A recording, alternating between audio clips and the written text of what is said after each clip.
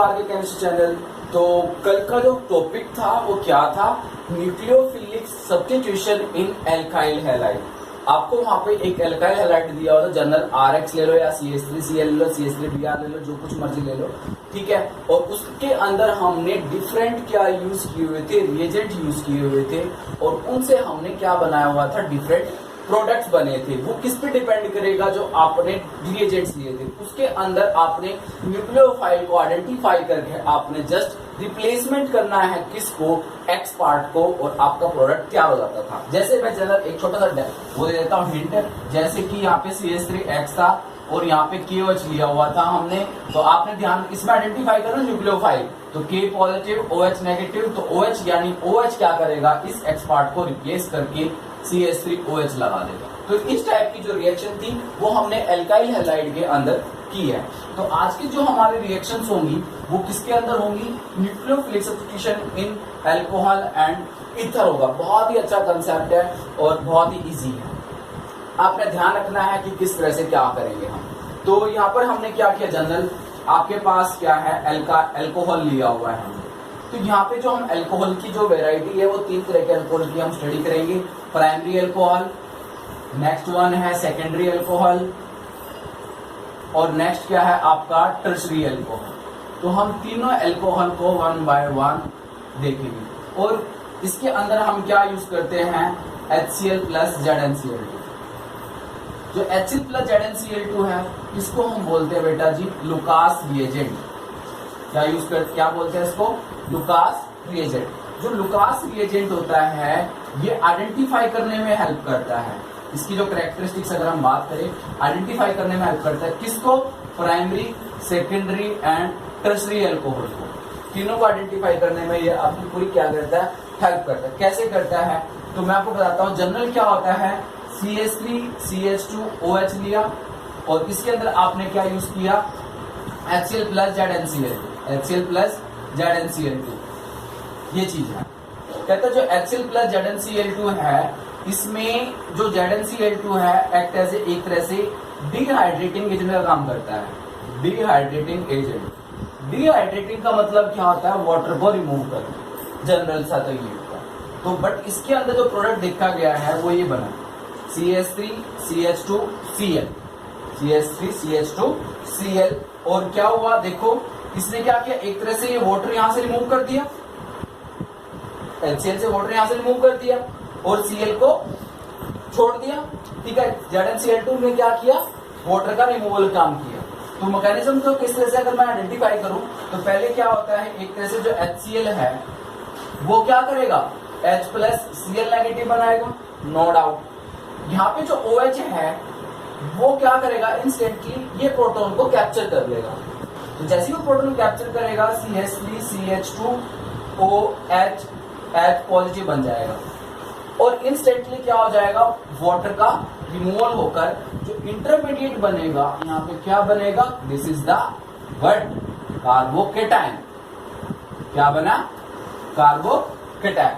यानी अब इससे एक बात क्लियर हो गई है, अगर रिएक्शन के अंदर आपका कार्बोकेटायन बनता है तो that means this reaction can be undergo rearrangement for किसके लिए, टू गेट द स्टेबिलिटी के लिए। स्टेबिलिटी कार्बोकेटायन की अचीव करने के लिए अपने आप को रीअरेंजमेंट भी इसके अंदर क्या है, पॉसिबल है।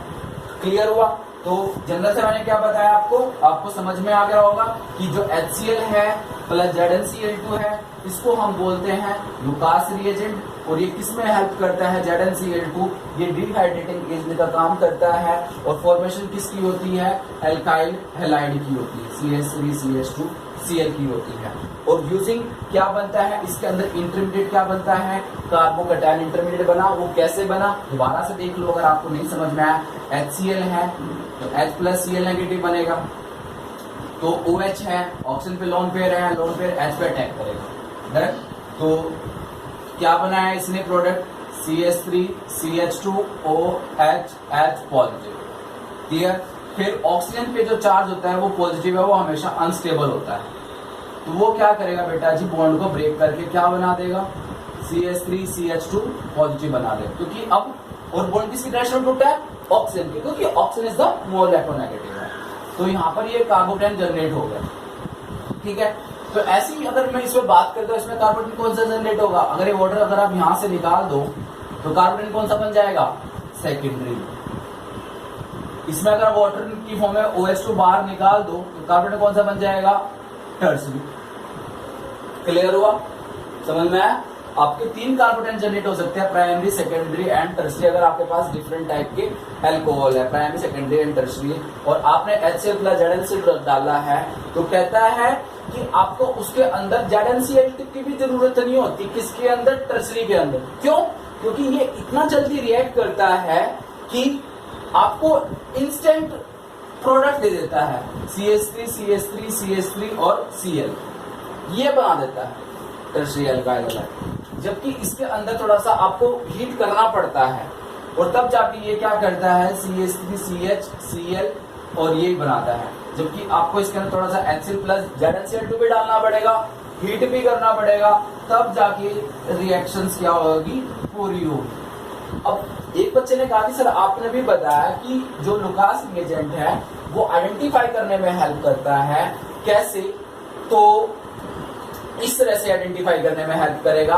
कैसे, आपने क्या करे, 3 टेस्ट ट्यूब ली बेटा, देन आपको नहीं पता किसके अंदर प्राइमरी, सेकेंड, टर्शियरी, मैंने सबके अंदर अल्कोहल डाल दिया। एक के अंदर मैंने, मुझे पता था प्राइमरी, एक के अंदर सेकेंडरी, एक के अंदर क्या है, टर्शियरी। क्लियर हुआ। और फिर मैंने क्या डालना स्टार्ट किया, HCl प्लस ZnCl डालना स्टार्ट कर दिया, HCl प्लस ZnCl तीनों के अंदर डाल दिया। और मैंने क्या देखा कि जैसे ही मैंने HCl प्लस ZnCl जो है तीनों टेस्ट ट्यूब के अंदर सेम एक बार ही डाला, तो जिसके अंदर इंस्टेंट ऑफ टर्बिडिटी आए, इंस्टेंट क्या आ जाए, टर्बिडिटी अपीयर हो जाए। टर्बिडिटी अब समझ में नहीं आ रहा कैसे, जैसे बेटा पेप्सी होती है, उसके अंदर आप सॉल्ट डाल दो तो एकदम वो ऊपर की तरफ आती है, तो उसको बोलते हैं यहाँ पे टर्बिडिटी। तो इंस्टेंट वो क्या करेगा, रिएक्शन शो करेगा। तो आप समझ जाओगे कि जिसके अंदर इंस्टेंट काम हुआ है वो कौन सा अल्कोहल है बेटा, टर्सरी।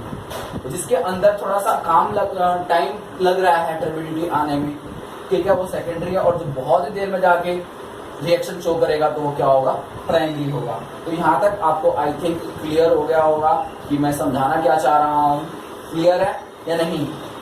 तो HCl प्लस ZnCl2 ये इस तरह से क्या करते हैं, प्रोडक्ट बनाते हैं। डन। तो यहाँ पर ये आपका इस तरह से हो गया है। तो मैकेनिज्म में तो आपको आई थिंक कोई प्रॉब्लम नहीं है। तो एक बच्चे ने कहा सर ZnCl का रोल क्या हुआ, बेटा ZnCl2 का ऐसे रोल है, जैसे HCl था ना, और यहाँ पे ZnCl इस तरह से है बेटा। तो यहाँ पे जो क्लोरीन होता है उसके पास क्लोन पेयर होता है और जिंक यहाँ पे थोड़ा सा एम्प्टी फील कर रहा होता है। तो ये क्या करता है, यहाँ से H और क्लोरीन और इस तरह से ZnCl और इस तरह से पॉजिटिव चार्ज, और क्लोरीन पे क्या हो जाता है, पॉजिटिव चार्ज आता है। तो फिर क्या करें, बॉन्ड को ब्रेक करना पड़ेगा ऐसे, ठीक है। तो यहाँ पर क्या आ जाएगा, ये H प्लस की फॉर्म फ्री हो जाएगा और ZnCl3 नेगेटिव बन जाएगा, क्योंकि अब इस पे एक एक्स्ट्रा आ चुका है, ठीक है। क्योंकि जिंक ने कितने बॉन्ड बना लिए, अब वहां पे 3 बॉन्ड बना चुका है। कोई भी अगर अपने ऊपर से ज्यादा बॉन्ड बना लेगा तो उसके ऊपर क्या हो जाएगा, नेगेटिव चार्ज एक्स्ट्रा आ जाएगा। तो फिर क्या करता है, ये जो OH यहाँ से क्या करेगा, जो H प्लस है, CH3 CH2 OH है, वो क्या करेगा, ये इस पर अटैक करेगा। तो ये क्या बना देगा, CH3 CH2 OH, H positive बना देगा। ये रिमूव हो जाएगा और क्या जनरेट हो जाएगा, बताओ, कार्बोकेटायन। डन। फिर इसके बाद क्या होता है, CH3 CH2 पॉजिटिव जो है, यहाँ पे जो Cl है ZnCl विद एक नेगेटिव चार्ज के साथ, तो इंस्टेंटली वो क्या करेगा, इस पर अटैक करेगा और ZnCl2 आपका एज ए न्यूट्रलाइज की फॉर्म में बाहर हो जाएगा और प्रोडक्ट क्या बन जाएगा आपका, CH3 CH2 Cl बन जाएगा और प्लस में ZnCl2। ये इसका जनरल मैकेनिज्म है। फर्स्ट स्टेप में आप क्या दिखाओगे बेटा, HCl plus ZnCl2 give rise to, आपको क्या देगा, H plus ZnCl3 negative. Done. फिर उसके बाद H प्लस फिर उसके बाद आप दिखाओगे कि अटैक ऑफ जो OH का H प्लस पे, तो आप दिखाओगे इस तरह से। फिर आप जनरेशन ऑफ कार्बोटेन दिखाओगे, ठीक है। फिर सेकंड स्टेप में आप ZnCl3 नेगेटिव का अटैक दिखाओगे किस पर, कार्बोटेन पर, और आपका प्रोडक्ट बन जाएगा CH3 CH2 Cl प्लस में ZnCl2। देन तो ये आपका प्राइमरी सेकेंडरी टर्शियरी अल्कोहल हुआ, ठीक है। With the help of Lucas reagent आप उसको आइडेंटिफाई कर सकते हैं। Okay, thank you. इसके बाद तो बेटा अगर हम देखें क्या कि अल्कोहल की रिएक्शन अभी हम दो हमारे पास रिएजेंट और हैं, वो भी इजी है। जैसे कि आपके पास CH3CH2OH है, ठीक है। इसके अंदर PCl3 और एक PCl5, इसको हम बोलते हैं फास्फोरस ट्राइक्लोराइड। इसको हम क्या बोलेंगे बताओ? फास्फोरस पेंटाक्लोराइड, 5 क्लोराइड है। तो दोनों में रिएजेंट प्रोडक्ट जो आते हैं CH3CH2Cl, और इसके अंदर जो रिएजेंट बनता है CH3CH2Cl प्लस में POCl3 प्लस में H3PO4 को बैलेंस कर लीजिएगा, ठीक है। जो भी प्रोडक्ट बनेगा, क्लियर?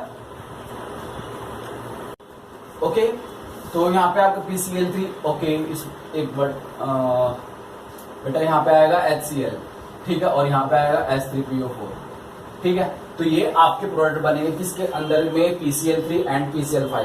थोड़ा सा ध्यान रखना आपने क्या कि जो PCl5 है इसके अंदर 2 प्रोडक्ट एक्स्ट्रा निकलेंगे, क्योंकि PCl5 ज्यादा है, PCl3 कम है, तो इसके अंदर एक प्रोडक्ट निकलेगा सिर्फ H3PO4, जिसको हम बोलते हैं फॉस्फोरिक एसिड। क्लियर? तो अब एक बच्चे ने कहा कि सर हम अगर आप क्लोराइड ले रहे हो तो क्या आप ब्रोमाइड आयोडाइड भी ले सकते हो? तो मैंने कहा उसके लिए PbR3 लेना पड़ेगा और Pi3 लेना पड़ेगा, थ्योरेटिकल अगर हम सोचे तो। फिर हमने बाद में देखा, इसकी एक्सपेरिमेंटल स्टडी करी कि जो PbR3 Pi3 है उसको हम एज ए चीज स्टोर करके नहीं रख सकते, क्योंकि ये क्या होते हैं? अनस्टेबल होते हैं। तो ये क्या होते हैं? अनस्टेबल होते हैं, तो इसको हम ऐसे नहीं बना सकते। तो फिर कैसे करें? कहते हैं इसके लिए आप रेड फास्फोरस और ब्रोमीन के साथ रिएक्शन करा के उसके अंदर डाल दो, इसके अंदर अपनी रिएक्शन के अंदर। तो वो वहां पे क्या करेगा? आपको PbR3 अंदर क्या कर देगा? जनरेट कर देगा। समझ में आया? यानी डायरेक्ट ना डालकर, समझ में आई बात? डायरेक्ट ना डालकर आप क्या यूज करोगे वहां पर? रेड फास्फोरस और ब्रोमीन क्या जनरेट करने के लिए बेटा? PbR3 जनरेट करने के लिए। वो बैलेंस कर लेना, कोई दिक्कत नहीं है। PbR3 डायरेक्ट नहीं डाल सकते, डायरेक्ट रख नहीं सकते हम। क्यों नहीं डाल सकते? क्योंकि PbR3 Pi3 क्या होते हैं? अनस्टेबल होते हैं। समझ में आ गई बात? तो ऐसे ही हम क्या कर सकते हैं? आयोडीन बनाने के लिए P4+I2 यूज करेंगे, ठीक है। तो वो क्या बना देगा? Pi3 बना देगा। तो वो भी आप डायरेक्ट यूज करोगे तो ये आपकी रिएक्शन किसके साथ होगी? फास्फोरस के क्लोराइड के साथ होगी। पिछली रिएक्शन हमारी HCl+ZnCl2 थी। लास्ट इसकी हम एक रिएक्शन और करते हैं जो एल्कोहल के साथ है। क्या है?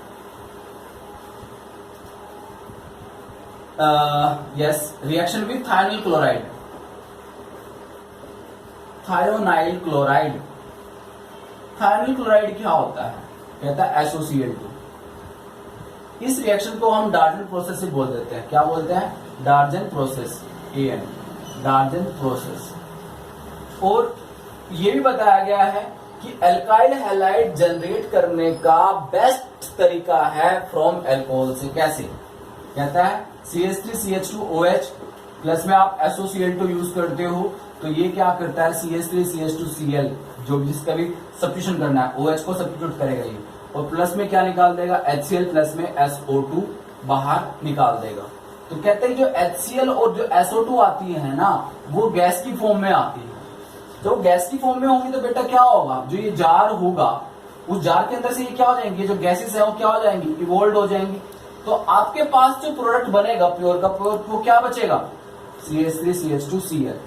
जबकि आपने अभी देखा, जब मैंने आपको 3 रिएक्शन कराई अभी, तो ये बेस्ट रिएजेंट है। क्यों? क्योंकि इसके अंदर SO2 और HCl गैस इवोल्व हो जाती है।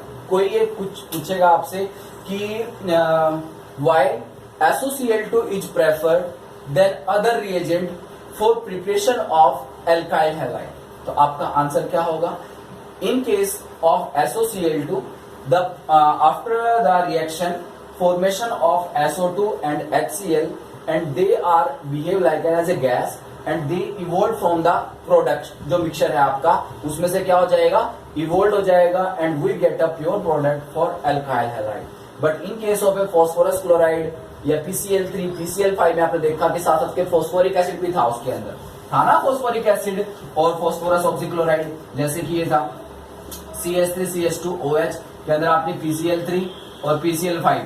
तो PCl3 के अंदर क्या प्रोडक्ट था, CH3CH2Cl प्लस में H3PO4, ठीक है। और इधर क्या था, CH3CH2Cl प्लस में POCl3 और प्लस में क्या था, HCl। तो उसके अंदर अभी ये प्रोडक्ट, चलो HCl तो गैस की फॉर्म में इवॉल्व होगी, बट उसके अंदर अभी भी तो ये रिएजेंट रह जाते हैं।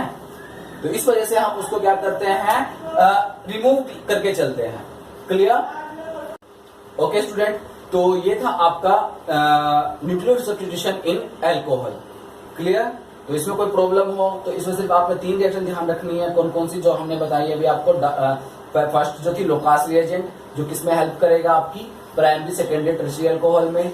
दूसरी रिएक्शन थी PaCl3 PCl5 के साथ, और तीसरी रिएक्शन थी आपकी SOCl2, जिसको हम क्या बोलते हैं, वह डार्जन प्रोसेस। ओके, तो थैंक यू, और वीडियो को लाइक शेयर और सब्सक्राइब जरूर करें। और जो नेक्स्ट पार्ट है इसका जो है इथर, वो आपको नेक्स्ट वीडियो में जरूर मिलेगा। Okay bye.